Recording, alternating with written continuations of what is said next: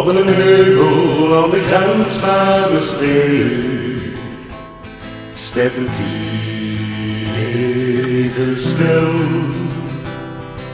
gedreven door wind en getleed en geboren met een ijzeren.